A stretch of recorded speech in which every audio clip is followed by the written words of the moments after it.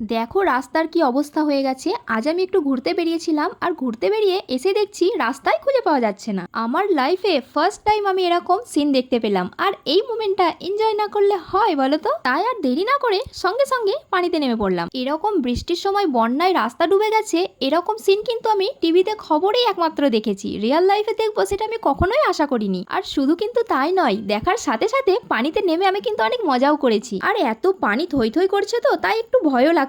আর এদিকে দেখো বন্ধুরা, বাচ্চাটা কত খুশি পানি দেখে, তাই ওরও একটু শুট করে নিলাম। তো যাই হোক, এবার আমি এপার থেকে ওপারে এলাম, আর আসার পরে আমার নজরে পড়লো একটা পাকা তাল। আর যেমন দেখা তেমন কাজ, সঙ্গে সঙ্গে গিয়ে আমি ওটাকে তুলে নিলাম। এমনিতেই তালের জিনিস খেতে আমার খুব মজা লাগে, তার উপরে আবার যদি ফ্রিতে তালটা পাই। এদিকে আবার দেখছি কত লোক আসছে রে বাবা, লজ্জাও লাগছে, কিন্তু ভাবলাম থাক, খাবো যখন, ফ্রিতে পেয়েছে যখন, তখন লজ্জা করে কি লাভ। এদিকে দেখো বাইকটা যে কতটা ডুবে গেছে, এইটা দেখে তোমরা আন্দাজ করে নিতে পারবে যে রাস্তায় কতটা পানি উঠে গেছে। আর এটা দেখতে দেখতে দেখো আমার জুতোটাই গেল খুলে। আবার জানো তো বন্ধুরা, এই যে তাল গাছটা তোমরা দেখতে পাচ্ছ, শুনলাম নাকি এই তালগুলো খেতে খুব মিষ্টি। আর যখনই শুনলাম, আমি এর আশেপাশে দেখছি যে এই তালটা যদি আর একটা পেয়ে যায়, তাই খুঁজতে আরম্ভ করে দিলাম। কিন্তু এই তালটা একটাও পেলাম না, জানো তো, মনে হয় এটার এখনো পাকার সময় হয়নি। আর ঘরে যেতে গিয়েই দেখি আমার বোনঝি মাহি, ওর স্কুলের ছুটি হয়ে গেছে। আর যেমনই ছুটি হয়েছে দেখো মাহির কি আনন্দ, এত পানি দেখে ও নেমে পড়লো।